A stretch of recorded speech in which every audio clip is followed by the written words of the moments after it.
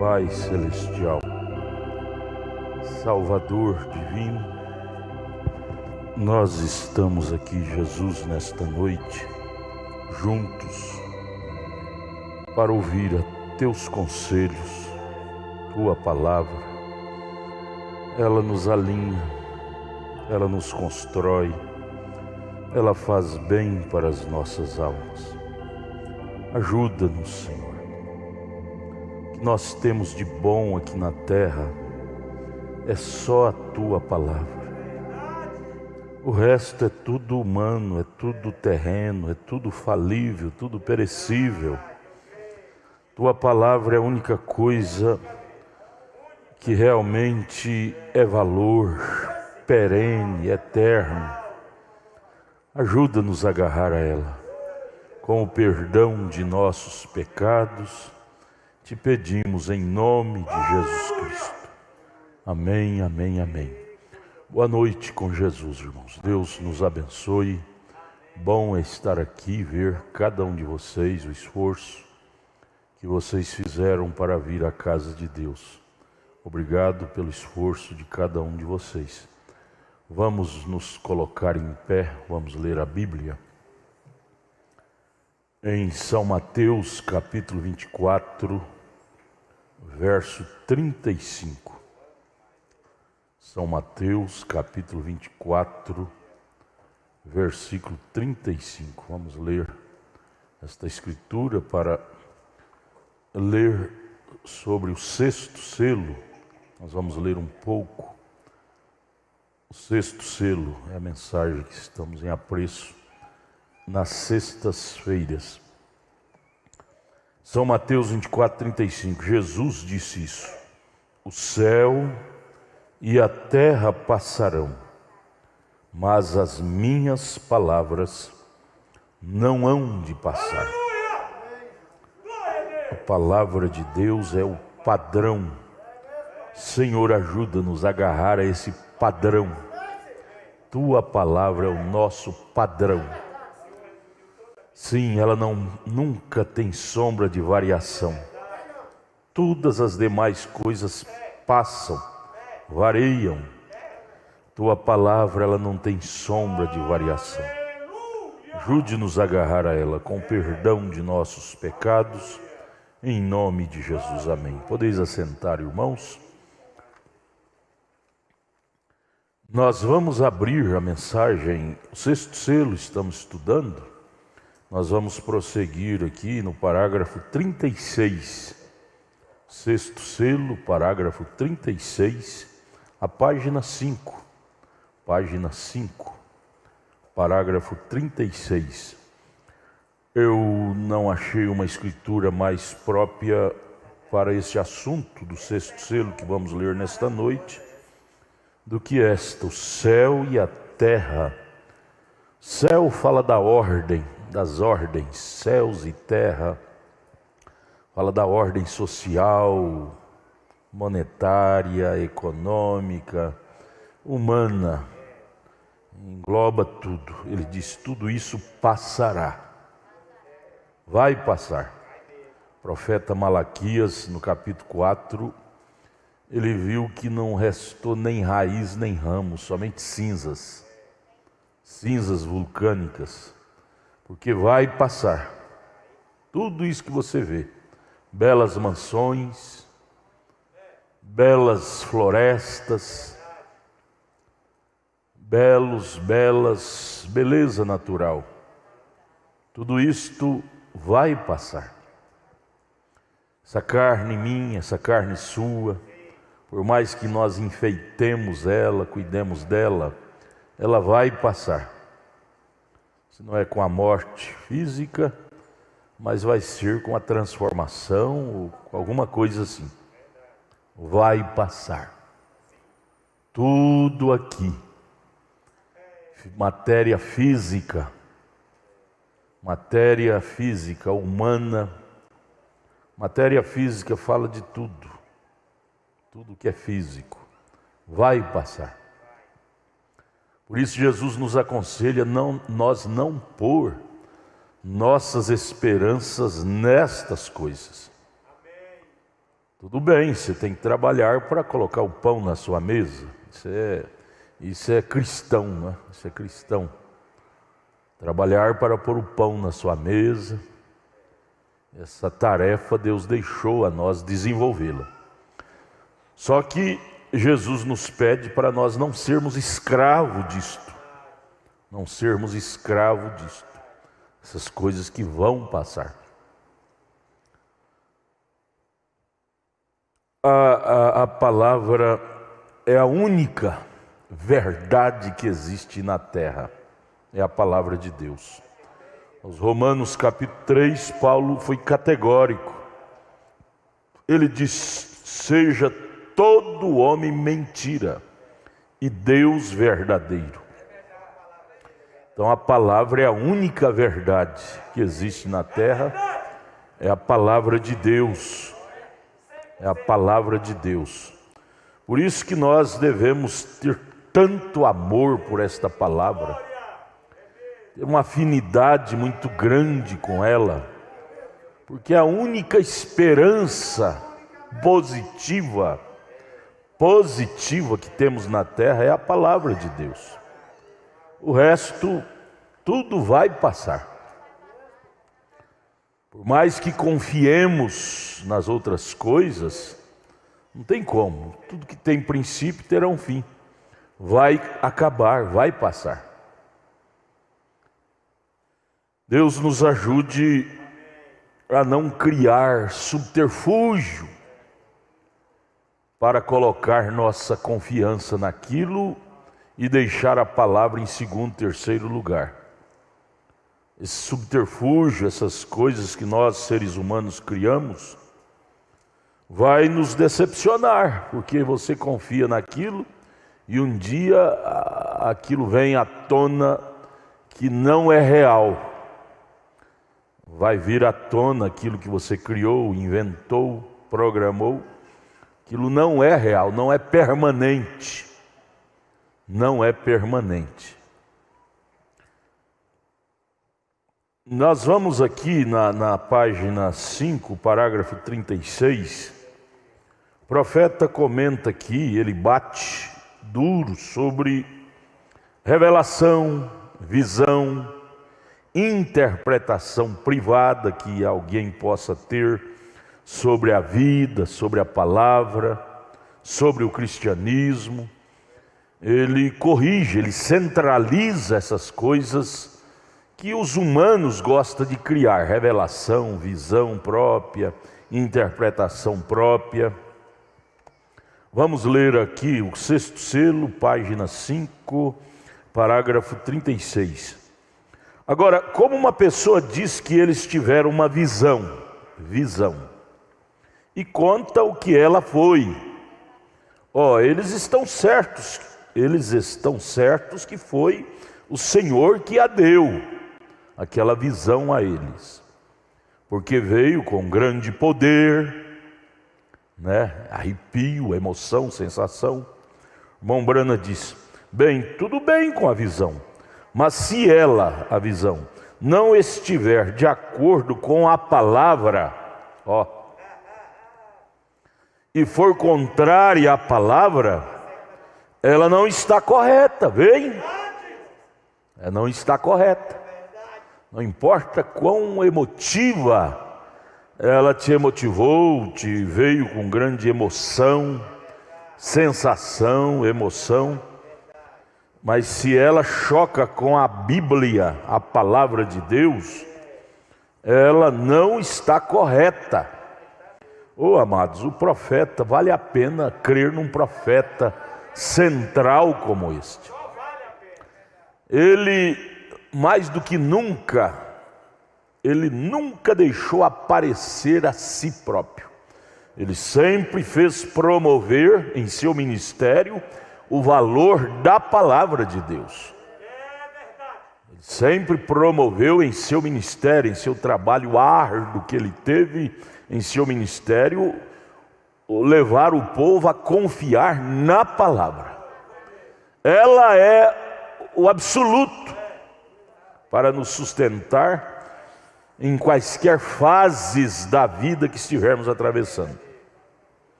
Então, o irmão Brano acaba de dizer no 36, não importa quão bonita seja a visão, a revelação, mas se ela for contrária à palavra, ela não está correta, vem? 37. Agora pode ser que eles estejam presentes, alguns irmãos e irmãs mórmons, que ele fala sobre os mórmons. Aqueles, aqui no Brasil tem muitos deles, santo dos últimos dias, mais ou menos isso na igreja deles. E pode ser que alguns deles obtenham essas fitas. Agora, eu não quero dizer algumas das melhores pessoas que eu e você poderíamos encontrar. Seria o povo mórmon, uma classe muito boa de pessoas. E então seu profeta, Joseph Smith, que o povo metodista matou ali em Illinois.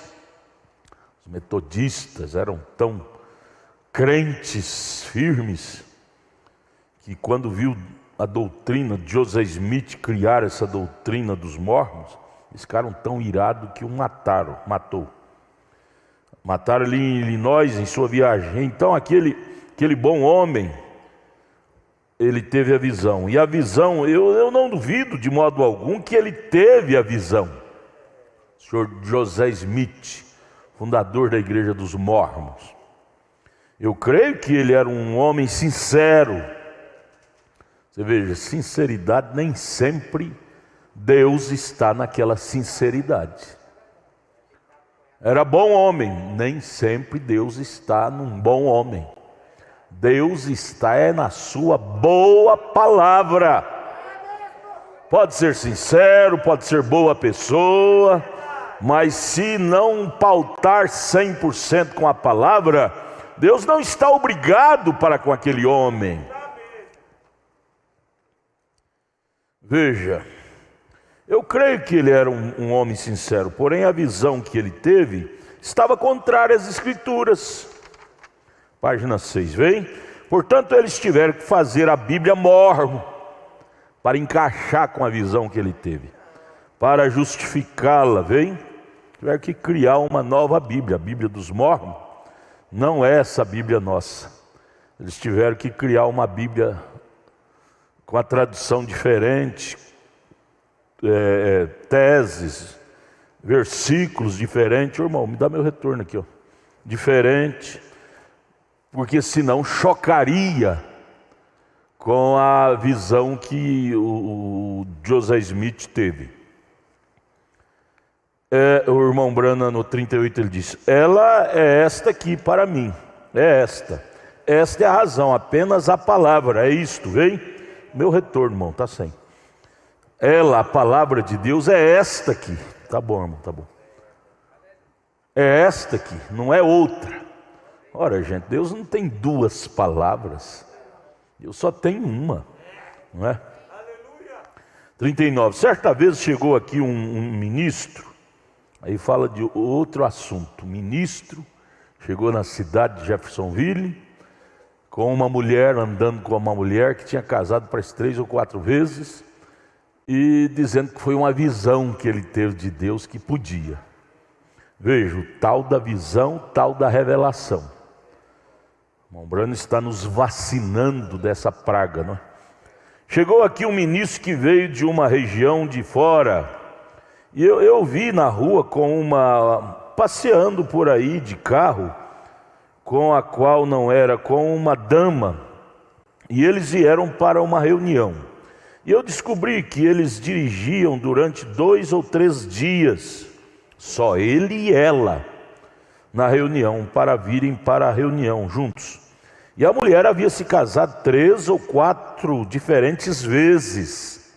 E aquele reverendo, aquele ministro, andando com ela. Parágrafo 40. E esse ministro entrou na sala de espera no hotel onde eu estava e correu, apertou minha mão. Irmão Brana era vidente.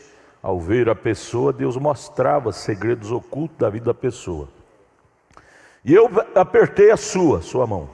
Me levantei, conversei com ele e lhe perguntei e disse, quando você estiver livre, eu poderia falar com você no meu quarto só por um momento?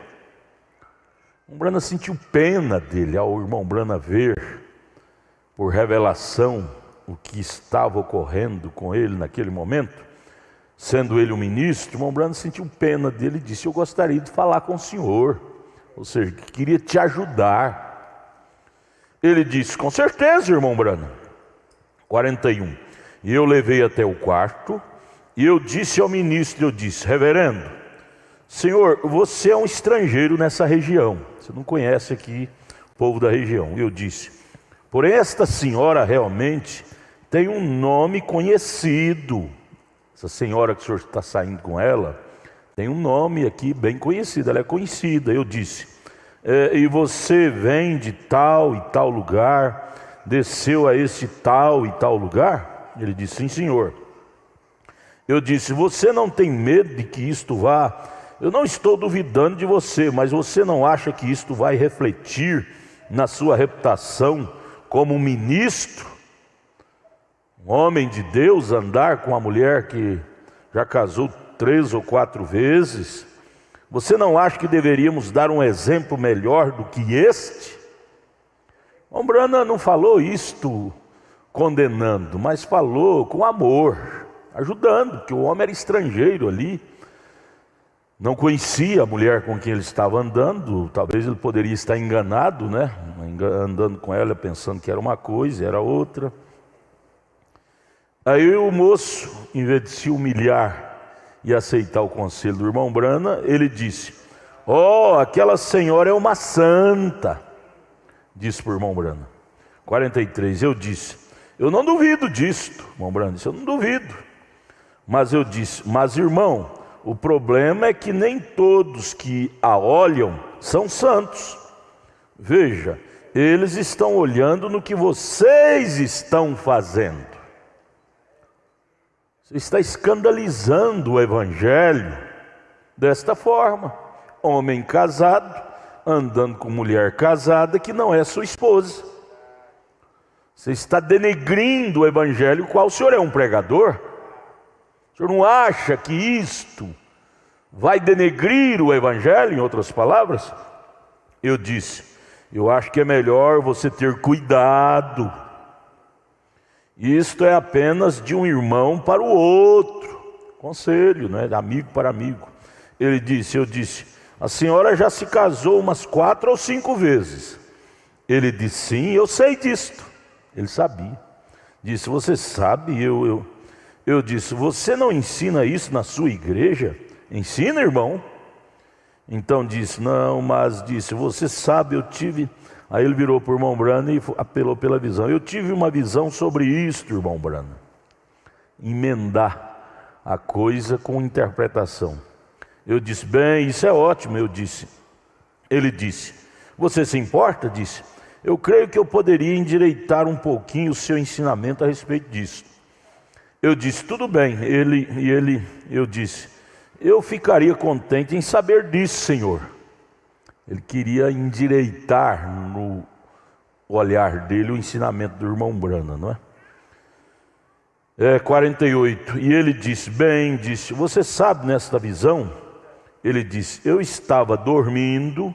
Quando ele disse dormindo, o irmão Branham disse: eu disse sim. Eu vi então que aquilo era um sonho, vem? Não era nem visão que ele disse que tinha, era um sonho. Ele disse: minha esposa, disse, ela tinha vivido com outro homem. Um sonho que ele teve e queria encaixar o sonho naquele episódio que ele estava desenvolvendo. Minha esposa tinha vivido com outro homem, disse, e me traído, e disse. Então ela chegou para mim e ela me disse: querido, me perdoe, disse, eu sinto muito por ter feito aquilo, eu serei fiel de agora em diante. E ele disse: naturalmente eu a amo tanto que eu simplesmente a perdoo. Disse: tudo bem. E disse então, você sabe de uma coisa? Então eu tive a interpretação daquela visão e disse: essa era a mulher. O homem disse para o irmão Branham, né? Eu tive a interpretação daquela visão, que não era visão nada, era um sonho. E disse: aqui era a mulher que traiu, eu perdoei e redimi. Disse: claro, ela já foi casada por todas essas vezes e outras coisas. E disse que É correto que ela se case porque o Senhor a ama tanto, e ela pode se casar quantas vezes ela quiser, desde que, eu disse, sua visão foi uma doçura, mas estava fora do caminho aqui. Eu disse, isso está errado. Veja você não deveria fazer isto, então isto vem. Mas quando você vê a Escritura se encaixando com a Escritura, formando uma continuidade constante, onde se juntam as Escrituras, onde essa Escritura para, essa outra que vem e se encaixa e retrata todo o quadro, é como montar um quebra-cabeça de palavras cruzadas assim. Você encontra a peça que encaixa, não há nada mais que possa se ajustar àquilo. Então você começa a ter o quadro ajustado. E há somente um que pode fazer isto, e este é o Cordeiro. E então estamos olhando para Ele. Negão, confira esses ar aqui, parece que está quente. Está quente. Confira aí para nós, desliga e vê. E liga para esfriar. Mas veja aqui, amados. Um profeta, amados, faz a diferença para as nossas vidas. Você vê esse mundo denominacional, está agindo do jeitinho desse pastor, desse reverendo. Em nome do amor divino, Deus ama tanto, irmão Brando, Deus ama tanto, que deixa essa mulher casar quantas vezes ela quiser, que não tem problema nenhum. Deixa esse homem casar quantas vezes ele quiser, que não tem problema nenhum. Deus ama ele demais. Deus é como um velhinho barbudo, barba branca, cheio de netinho ao seu redor. E os netinhos podem aprontar, pintar os 6, os 7, o 8. Que Deus fica caducando e dizendo, meu netinho, tadinho dele. Tadinho do meu netinho.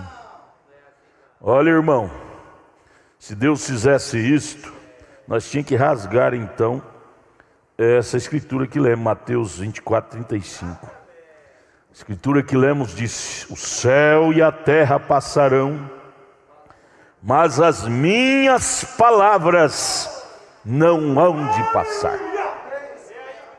O que a palavra de Deus disse? Que o homem que deixa sua esposa, que não é por causa de prostituição dela e casa com outra, ele é um adúltero. A mulher que deixa o seu marido e casa com outro homem, ela é uma adúltera. Essa é a palavra. Agora Deus, ao passar do tempo, ele mudou de ideia para o irmão ter esse sonho, essa visão no linguajar dele e dizer que está bem. Tudo bem, Deus tem sua soberania, mas cabe a nós primar pela letra. Pela letra, não é? Deus nos ajude, irmão. Aí vem o valor de um profeta. O profeta vem para centralizar nossas almas. Ainda que me fira, amados, ainda que te fira, mas nos corrige, nos endireita.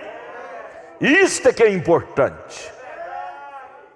Nós, como seres humanos, vivemos todo torto, mas precisamos de ser endireitados. E a única coisa que endireita nossos caminhos é a palavra revelada. Nunca Deus enviou um profeta na terra quando tudo estava bem. Você lê a biografia, a história da Bíblia, sempre quando Deus envia um profeta é quando a coisa está má. E agora não seria diferente. O 7º anjo de Apocalipse 10, 7 veio à terra no tempo de tanta sujeira no meio do povo religioso. Eu estava lendo, meu Deus, livro de Reis, de Crônicas. Que coisa! Saiu um rei perverso, entrava outro mais perverso. E com aquilo Israel, as nações, principalmente os sírios, a nação da Síria, invadia Israel e detonava tudo, levava o ouro, a prata, as riquezas de Israel, tudo para Damasco. Por quê? Por causa do pecado. Deus tirava a mão de Israel e deixava as nações inimigas invadirem. Paulo fala isso em Coríntios 11, porque há entre vós muitos fracos e doentes, muitos que dormem É o caso de Israel, o caso do pecado. Deus tira a mão e deixa o diabo assaltar com os seus malefícios e trazendo tantos prejuízos materiais, espirituais, conjugais e tantos outros prejuízos, porque nós viramos as costas para a palavra. Leia lá, 1 Reis, 2 Reis, 1 Crônicas, 2 Crônicas, são histórias repetidas que fala nos livros de Reis, repete no livro de Crônicas, mas é bom ler os dois livros de Reis e de Crônicas, porque você esclarece bem. Meu Deus, a gente estremece. Essa semana eu estava lendo esses dois livros, Reis e Crônicas, estremece. Era o passo de Israel se consertar com Deus, ele já vencia os sírios, porque a Síria sempre foi o país que mais desafiou Israel. Mas era o passo de Israel se desviar de Deus, a Síria entrava e fazia aquele destroço, até o Egito. O Egito entrava e destruía Israel. Mas tudo isto porque eles deixavam Deus de lado. E hoje aqui no mundo gentílico, lá foi com Israel, Israel tipo de nós. Hoje aqui no mundo gentílico não é diferente. As denominações, ao deixar o evangelho, a palavra de Deus, o mundanismo, a Dalila, os amarraram no mundanismo. Sansão, ao deixar as tradições hebraicas e buscar mulheres filisteias, ele teve que amargar a sua derrota. As igrejas, as denominações hoje, ao deixar as tradições bíblicas, eu me lembro há 50 anos atrás, eu era um garoto, 55 anos, melhor, mais enfaticamente, eu tinha 6 anos de idade, eu lembro, eu frequentava a igreja presbiteriana, havia temor, havia lágrima, havia presença de Deus nos cultos, havia santidade na igreja. Quando um chamava, dizia que era crente mesmo em Cristo. Mas o comodismo, o mundanismo foi invadindo as igrejas, a mente das pessoas, o mundanismo. E vemos hoje o mundo denominacional tão corrompido quanto o catolicismo está corrompido. Não tem diferença, às vezes está até pior. Um profeta, ele veio justamente nesse cenário quando a coisa está toda contorcida. Ele vem para puxar a rédea da igreja, chamar a atenção e dizer: volte. E o irmão Brano aqui chamando a atenção desse reverendo. Senhor reverendo, o senhor vem de longe para trabalhar, evangelizar e se envolver com tal companhia como esta, andando sozinho com essa mulher para lá, para cá no seu carro. O senhor, ninguém te conhece, mas essa mulher é muito conhecida aqui, o senhor vai se escandalizar. Ele disse: não, irmão Breno, eu tive uma visão. Tive uma visão que poderia acontecer isso, desenvolver isto, porque Deus deu uma segunda chance para ela. Segunda nada, ele tinha casado 4, 5 vezes. O irmão Brana disse: se o senhor sustentar isto, em outras palavras, o senhor está errado, o senhor não tem Bíblia para sustentar essa tese que o senhor está sustentando e fazer isto. O senhor não tem Bíblia. Irmãos, é muito perigoso nós firmarem um ponto de vista nosso sem ter respaldo bíblico. Deus fica triste conosco. Melhor coisa é darmos a mão à palmatória e dizer: eu errei. Seria lindo a história, o irmão Brana contar essa mesma história desse mesmo pregador e dizendo: quando eu chamei a atenção dele, ele chorou, se consertou, despediu essa mulher e consertou com Deus. Seria lindo a história. Mas a história termina assim: ele não quis me ouvir e disse que foi uma visão que Deus deu a ele, e que Deus é bom demais, e deixou essa mulher casar quantas vezes ela quisesse. Ficou feio a vida desse missionário, desse reverendo. Irmãos, não importa quão feio seja para nós, mas que seja feio, mas que eu me conserte. Que eu me conserte com a palavra. Deus nos livre de criar tangente. Nós, seres humanos, somos donos disto. Quando nos arrocha, nós criamos uma tangente e uma interpretação própria daquilo, e justificamos. É por causa disto, Deus me deu uma direção. Olha, se Deus dá uma direção, tem que estar de acordo com a palavra. Qualquer direção, qualquer visão, qualquer profecia que você tiver, se chocar com essa palavra, não foi Deus que te deu, foi o diabo. Foi o diabo, não existe meio termo. Ô irmão, eu acho lindo a centralidade que esse profeta trouxe para nós sobre a Bíblia Sagrada. Eu não sei, irmão Edinho, por que o povo denominacional, lá tem gente boa, muita gente boa, séria, pura, e não crê nesse profeta. Tem dificuldade de crer no irmão Brana como profeta. Gente, é falta de ler mais a biografia, as pregações, as mensagens, as literaturas dele. Esse profeta só nos puxa para a Bíblia. Bíblia. E eles dizem que heresia é falso. Como pode, né, irmão Marquinhos? Como pode dizer que isso é heresia? A mensagem do irmão Brana é heresia, é falsa. Quando ele só nos arrasta de volta à Bíblia, ele não coloca nenhuma tese dele. Tudo que ele fala, ele puxa para a Bíblia. Oh, amados, o juízo para esse mundo gentílico será terrível, por eles desprezar a maior oferenda. O maior presente que Deus enviou para esta era foi o William Marion Branham, com esta mensagem cortante, cortando não as pessoas, cortando o pecado, cortando o erro, cortando a mentira, cortando o diabo. O maior presente que Deus enviou na terra não foi as denominações. Que isso, se fosse de Deus, o mundo não estaria assim. Maior presente que Deus enviou na terra, sempre foi assim, foi um profeta.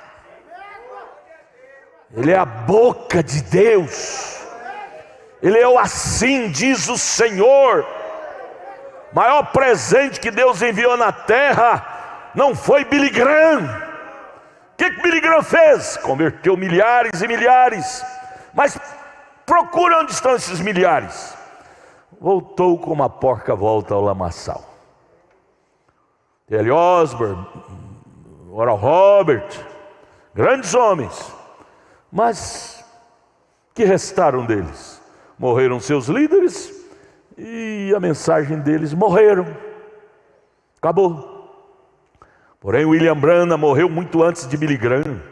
William Branham morreu muito antes de T.L. Osborne, morreu muito antes de Oral Roberts.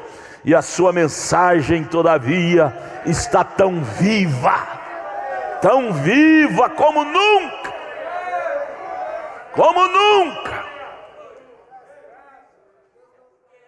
Billy Graham morreu agora, há poucos anos atrás, 5, 10 anos atrás, nem 10 anos. E os outros também. Mas antes deles morrer, a mensagem dele já tinha morrido há muito tempo. Deus não trabalha em dois grupos ao mesmo tempo. Quando ele trabalhava com os judeus, nós, os gentios, não estávamos destituídos da glória de Deus. Porém, quando ele virou as costas para os judeus e veio para os gentios, os judeus ficaram destituídos. Deus não tem dois profetas na terra ao mesmo tempo, não é? O que o William Branham veio fazer? Ele veio pôr roupa em nossas mulheres, pôr ordem em nossos homens, ordem em nossos jovens, ordem em nossas famílias evangélicas. William Branham fez a diferença, amados. A mensagem de William Branham fez a diferença, irmã Ivone. Qualquer um de nós, irmã Ivone, que cremos nesta mensagem, nós não advogamos nossos erros, de jeito nenhum, porque nós não invalidamos a mensagem do irmão Branham. Nós, quando as pessoas nos veem, nós digamos: olha, não observe meus erros, não, observe a minha crença. Eu não creio em meus erros, eu erro porque eu sou teimoso, sou teimosa, mas eu creio numa mensagem que não me ensina isso. Qualquer um que crê realmente na mensagem do irmão Branham não advoga seus erros, não advoga. Ele chega a dizer às pessoas: olha, eu errei nisso, errei naquilo, erro nisso, erro naquilo, mas isso não é o que eu creio, não. Isso é desobediência minha. Eu não sou ensinado a isto, a fazer isto. Isso é consciência que a mensagem nos traz. Agora as denominações, o mundo denominacional, religioso, está lá em Apocalipse 3,17. Rico sou, estou enriquecido e de nada tenho falta. E não sabeis que sois miserável, pobre e tal, e tal, e tal, e tal, cego e nu. É o engano que o batismo que o diabo trouxe, a cegueira que o diabo trouxe no mundo religioso hoje foi esta: anestésico. Para eles, ser religioso já está bom. Ter uma religião, eu já tenho minha religião. Você vai e prega a mensagem para eles. Muitos deles dizem: eu já tenho minha religião. Ora, gente, nos dias de Jesus, ele começou pregando aos 12 anos de idade. Foi aonde? Lá nas praças para os ateus. Ele começou pregando, foi aos religiosos. Leia Lucas capítulo 2. Foi no templo, nas sinagogas, aos religiosos.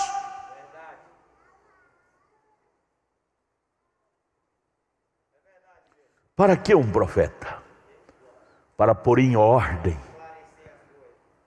os crentes, para pôr em ordem as pessoas. Ordem para quê? Para o arrebatamento. Ou você acha que Deus vai levar para o céu uma igreja, um povo todo cheio de mundanismo? Não. Para isso está profetizado em Malaquias 4:6. Antes do grande e terrível dia do Senhor, eu enviarei o profeta Elias. E Mateus 17:11, para restaurar, trazer de volta os crentes. Um profeta vem antes. Noé veio antes do dilúvio. Abraão veio antes de Sodoma pegar fogo. Um profeta vem antes. Para quê? Porque Deus é bom. Ele não quer que ninguém se perca. Por isso ele envia o seu maior presente. Manda seu profeta para chamar a atenção das pessoas, dizer: ó, você está errado nisso, nisso, nisso e nisso. Vamos consertar? Sabe, Deus não vai destruir esse mundo, ou seja, permitir esse mundo ser destruído, sem primeiro dar o aviso. Esse ministro, por exemplo, que o irmão Branham teve a oportunidade de chamar a atenção dele, ele não consertou, mas não foi por falta de aviso. Deus pôs um profeta no caminho dele e disse: olha, preciso falar contigo, coloca em ordem, você está em desordem, você está denegrindo o evangelho com essa vida desordenada. Mas ele, coração duro, não quis aceitar, se curvar. E dali para frente não se sabe o que aconteceu mais com ele, né? Por certo, casou com a mulher e viveu, sabe? Porque quando a pessoa vira as costas para Deus... Eu estava lendo o livro de Reis, de Crônicas. Sabe qual é qual é um dos maiores juízos que cai sobre a pessoa? Prosperidade. Prospera. Uzias, o juízo terrível que caiu sobre o rei Uzias foi a prosperidade. Quando ele era pobre e humilde, ele era servo, ele servia no templo sagrado. Ele tinha temor. O próprio Isaías, que criou na casa dele, tinha ele como espelho de crente, rei Uzias. Mas quando caiu o juízo da prosperidade, ele endureceu sua cerviz e disse: não, eu também posso fazer até o que o sacerdote faz. Entrou no templo e ofereceu sacrifício. Grande juízo. Lembre disto, gente, vocês que estão na internet também. É a prosperidade material. Leva a pessoa a se jactanciar, se orgulhar e não ouvir ninguém. Eu sou dono de meus narizes. É o caso desse reverendo aqui. O irmão Brana chamou a atenção. Ele disse: não, eu tive uma revelação, uma visão, que Deus tem misericórdia dela e ela pode casar quantas vezes ela quiser, que não tem perigo. Lembra você, quando você era pequena na fé, no início da fé, era um temor tão grande. O que o pastor falava era ponto final. Mas vai acostumando, e logo não chama nem de pastor mais, é o cara. No mundo está assim. No mundo aí fora, eles chamam o pastor de cara. Tem um pingo de temor mais. Por isso que está nessa desgraça espiritual. Lembra de Israel, quando eles caíram na desgraça espiritual, o juízo caía sobre eles e Deus permitia rei da Síria entrar e devastar Israel. Deus permitiu as pragas do Apocalipse cair sobre os gentios e devastá-los. Você acha que isso é uma coisa comum? Essas pragas caindo na terra. Praga material, conjugal. Gente, eu falei ontem atendendo um caso, eu disse: irmã, eu vou te dizer, escreva isso na página branca de sua Bíblia. Do jeito que a coisa está progredindo, daqui 20 anos não vai ter casal mais junto. Qualquer coisinha já é divórcio, divórcio, divórcio, divórcio. Ninguém quer sofrer o dano. Juízo caindo sobre a terra por causa de corações inconversos, dono de seus narizes. Ó Deus, ajude a nós sermos mais submissos. Aí a Bíblia diz em Apocalipse 2: lembra-te, pois, de onde caíste. Lembra-te, pois, como começaste. Começaste na fé e acabaste na carne. Ó insensatos Gálatas. Gálatas capítulo 2, Paulo ficou bravo com os irmãos da Galácia.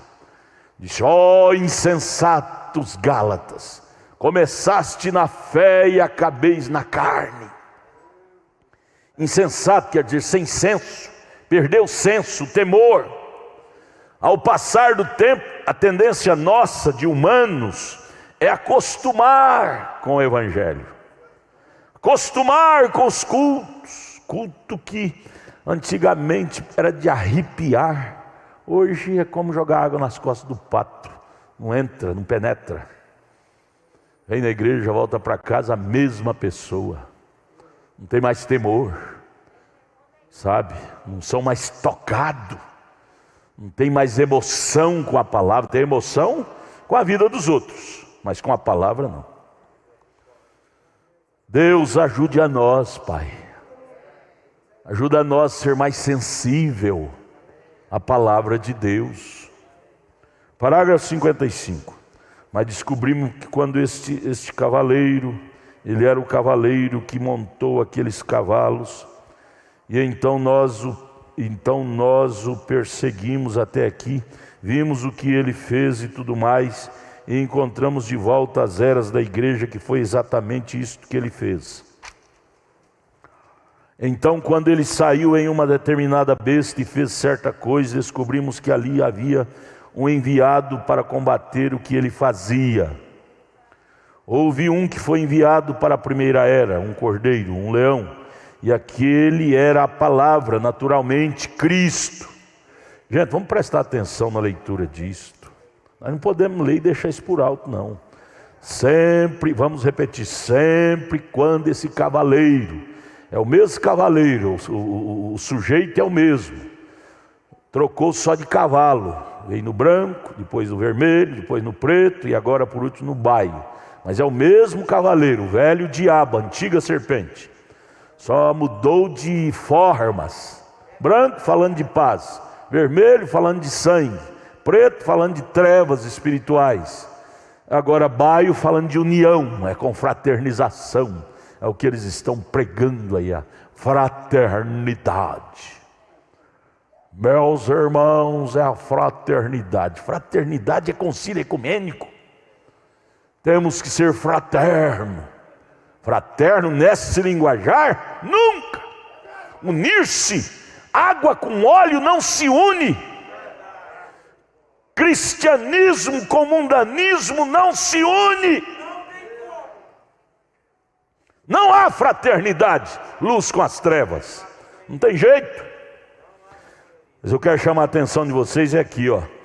O irmão Brano acabando de dizer, 56, 57, parágrafo.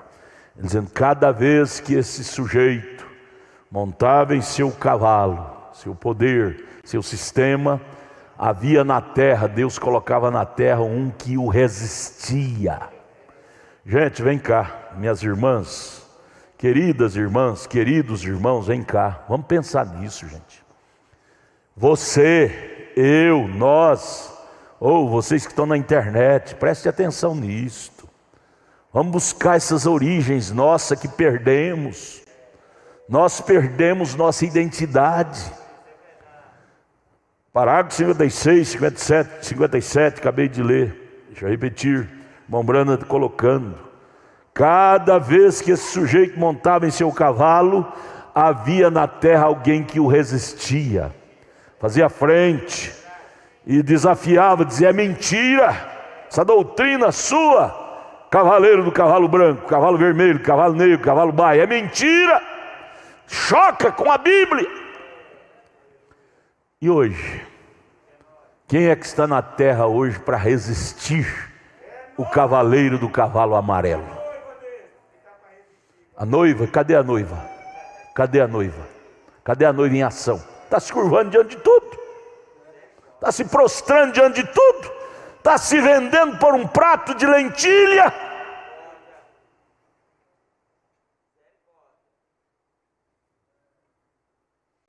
Irmãos, é hora de nós entrar em desespero.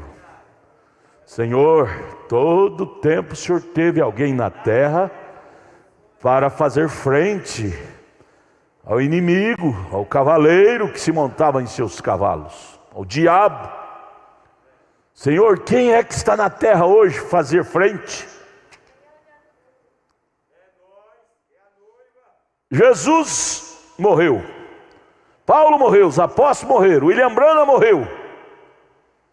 Os heróis só ficou na história, Hebreus 11, morreram. Quem é que está vivo? Mortos não, águas passadas não tocam moinho. Que adianta nós estar aqui idolatrando o irmão Branham, idolatrando, William Branham fez, William Branham ressuscitou, William Branham curou, William Branham, tudo bem, é maravilhoso falar dos feitos que William Branham fez, mas William Branham não vive mais fisicamente. Que adiantava Josué ficar agourando o que Moisés fez? Agora era Josué que era vivo. Alguém tinha que pegar o quinhão e entrar em ação.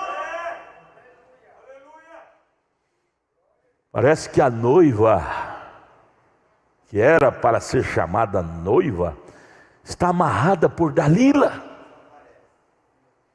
Parece que Dalila a amarrou com modos e costumes, comodismo, materialismo. A Dalila, através de sua forma sutil,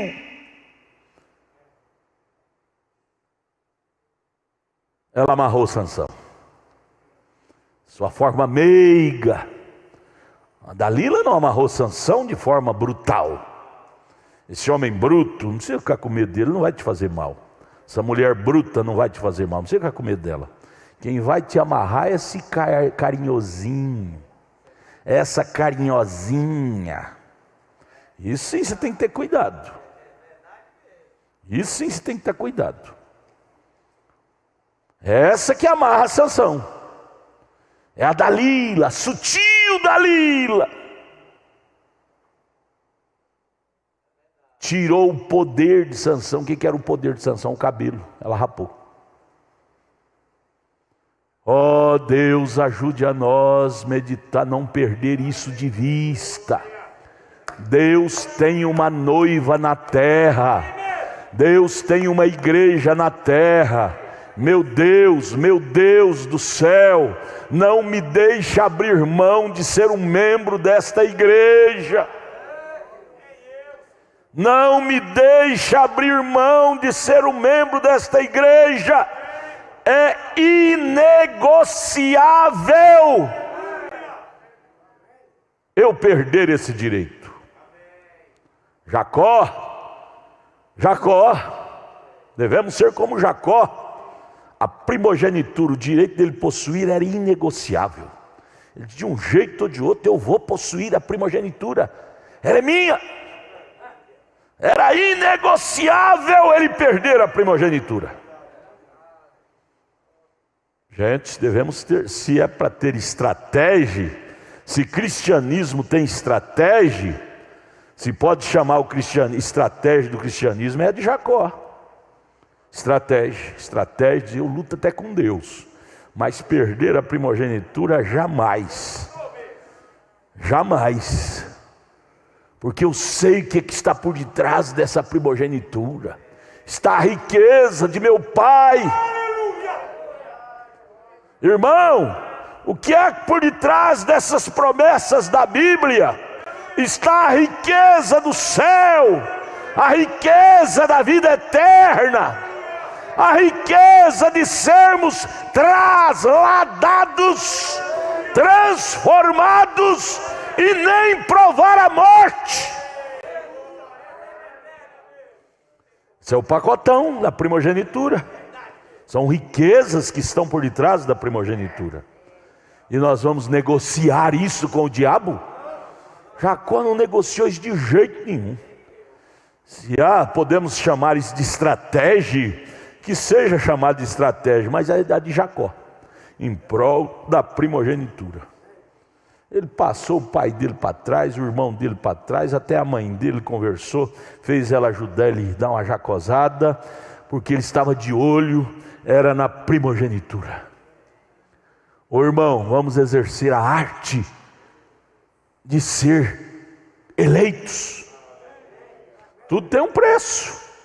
Tudo na vida tem um preço. Você vai formar na faculdade, área A, B ou C, tem um preço: dedicação, leitura, ocupação com os livros, com a matéria. E para ir para o céu, tem um preço: ocupar-nos com a nossa primogenitura.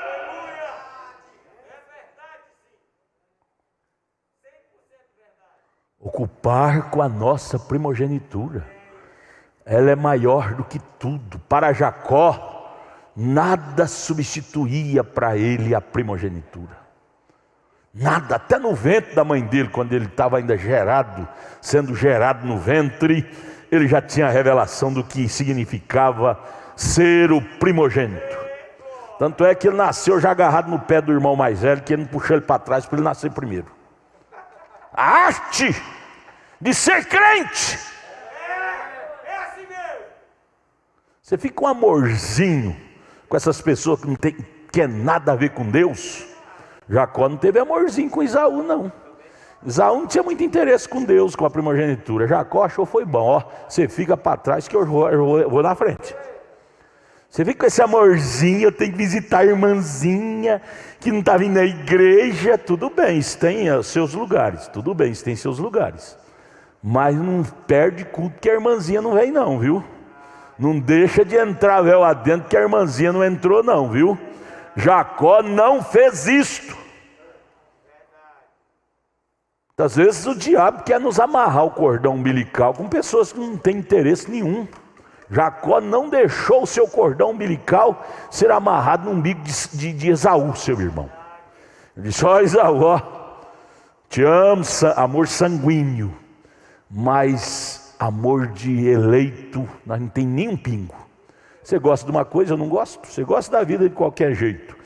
E eu, ó Esaú, me perdoe, mas eu não tenho paz enquanto eu não ter posse na minha primogenitura. Eu não tenho paz de espírito enquanto eu não estiver seguro mesmo na minha primogenitura. Primogenitura para mim, Esaú, não pode ser uma suposição. Eu acho que tem um pensamento, uma imaginação, eu penso que eu tenho. Não, eu quero pegá-la na minha mão. Enquanto ele não pegou na mão dele, ele não parou de lutar. Ele teve que pegar. Esaú passou para ele, deu para ele. Disse: olha, o que vale isso para mim? Eu estou com fome, eu vou comer. Não é isso que os Esaú de hoje está fazendo? Por causa da necessidade material, necessidade sentimental, deixa Cristo por causa de um casamento errado. Necessidade sentimental, necessidade até biológica, deixa Cristo por causa de um sexo promíscuo, necessidade biológica. É o Esaú, deixou a primogenitura por causa da necessidade física. Comida, isso vem lá de Esaú. Trocou Jesus por causa de comida. Troca-se Jesus hoje por causa de comida, dinheiro, comida. Troca-se um culto por causa de comida, coisas materiais. Esaú fez isso, essa loucura. Jacó, que estava com o olho gordo na primogenitura, disse: ó Esaú, sinto muito, você não valorizou, tem quem valorize, é minha. Diga para sua irmã, para o seu irmão que não quer saber, diga: ó, sinto muito, você não valoriza, mas é para mim, eu quero, é céu, é meu, arrebatamento é meu, vida eterna é meu, Cristo é meu. Sinto muito, meu amigo, minha amiga, meu irmão, minha irmã, meu marido, minha mulher, meu filho, meu pai, sinto muito. Vocês não querem? Problema de vocês, arrebatamento é individual. Eu quero.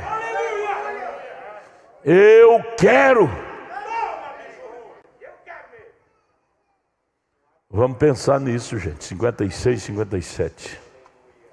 Cada vez que o diabo montou em seu cavalo para enfrentar os crentes, Deus tinha crentes aqui na terra para enfrentar o diabo em seu poder. Quem são os crentes de hoje para enfrentar o diabo? Estão todos amarrados. Se não é com uma coisa, é outra. Eu fico enojado quando vejo crente escandalizando com a vida dos outros. A vida dele está mais suja do que a puleira de galinha, escandalizando com a vida do outro, ou da outra. Está todo mundo amarrado por Dalila. Quando é de um jeito, é de outro. Filhos que não quer saber de Deus, os pais amarrados com o filho, e deixa até de servir a Deus de alma por causa de filho. Isso é Dalila, gente. Isso é Dalila, mulher que não quer saber de Deus, marido amarrado com mulher, e deixa Deus de lado. Dalila! E tantas outros sinônimos que poderíamos colocar. Marido que não quer saber de Deus, a mulher amarrada com o marido não vem na igreja. Amarrado, quando é de um jeito é de outro. Quando é de um tipo de Dalila é outro tipo de Dalila. Dalila nunca esteve tão viva como está hoje. O poder das Dalilas nunca esteve tão forte. As cordas de Dalila como está hoje. E aí nós queremos vencer amarrado por Dalila? Ó Deus, faça crescer o chumaço de cabelo de nossa cabeça, aquele chumaço de cabelo da cabeça de Sansão, simbolizava muita coisa para Sansão. Simbolizava poder, simbolizava vida cristã, simbolizava força. Oh Deus, quanto precisamos, amados, daquela oração de Sansão. O irmão Brana fala isso na mensagem, aquela que ele pregou sobre Sansão, somente uma vez mais. Ele diz, quando a igreja, leia essa mensagem, da metade para o fim tem um parágrafo lá que ele fala isso. Quando a igreja fizer a oração de Sansão, ela voltará a vencer. Mas fizer não verbalmente, fizer com a alma. Senhor, somente uma vez mais, vingue-me das mãos dos filisteus. Ele disse, oxalá que a igreja orasse a oração de Sansão. Quando a igreja mundana está orando, é a oração de Laodiceia. Rica sou e não preciso de mais nada. Eu descer ao banco dos chorões? Não precisa disso não. Eu ir no altar orar, lagrimar, como a irmã Tiburtino, o irmão Tiburtino faz? Não precisa disso não. Termina o culto, eu vou embora para casa. Termina o culto, eu não preciso de orar, chorar lá na frente não. O Brando disse, onde estão os bancos dos choradores? Eles desceram para o porão. Onde estão as lágrimas no altar dos desesperados? Como Sansão, Senhor, rogo-te, vingue os meus 2 olhos, somente uma vez mais. Estar amarrado é uma coisa, mas concordar e estar amarrado é outra coisa. Amarrado todos nós estamos, irmão. Ninguém pode levantar o dedo aqui e dizer que não está amarrado. Quando não é com uma coisa, é com outra. Mas eu quero perguntar, onde está o desespero? Leia Ezequiel capítulo 4, verso 9. Leia. Ele disse, saia pelas ruas da cidade, marque com sinal na testa quem está gemendo, angustiado pelo mundanismo desenvolvendo na terra. Marque com sinal na testa quem está angustiado ao ver o mundanismo na testa. Ezequiel 4:9 ou 9:4. 9:4, né? 9:4.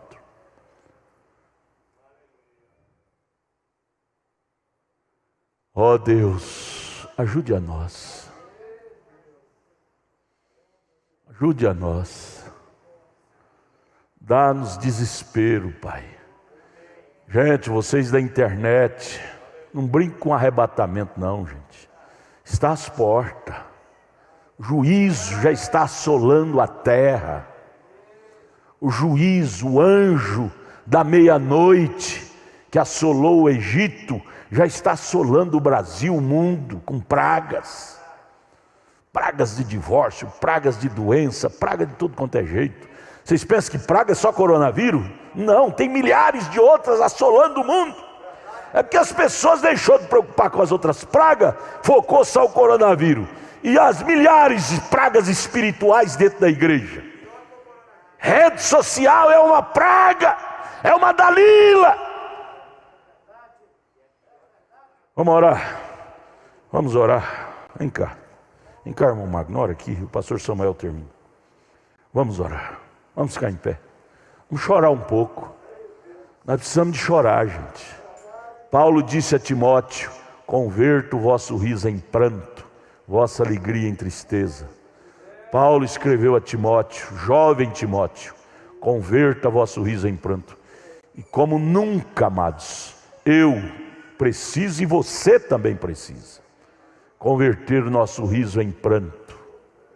Nós precisamos levar mais a sério nosso arrebatamento. Quem é que está parando contra o cavaleiro do cavalo baio? Quem? Teve um encontro desse passado aí que eu fui pregar sobre isso lá em Goiânia, um pastor me repreendeu. Não pode falar isso não. Quer dizer, ele pode falar, o cavaleiro do cavalo amarelo pode falar o que quer. Nós tem que ficar caladinho. Cadê a voz da denúncia da águia? O grito da águia, a denúncia da águia. O diabo está amarrando sanções. E o evangelho hoje se tornou um evangelho moderno. Apresentar as crianças, casar os jovens, sepultar os velhos. Só isso, social. Ora, para isso os denominacionais fazem com muito mais classe do que nós.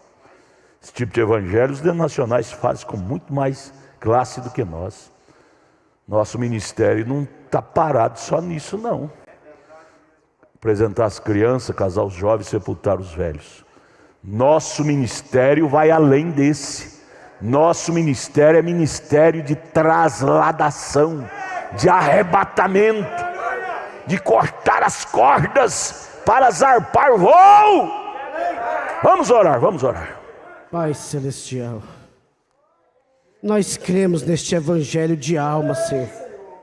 Nós cremos que é isso que nos limpa, Pai bendito. Senhor, e nós estamos aqui como Sansão, somente uma vez mais, Senhor.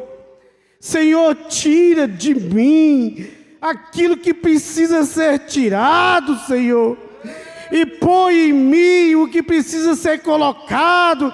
Eu quero estar ordenado por esta palavra.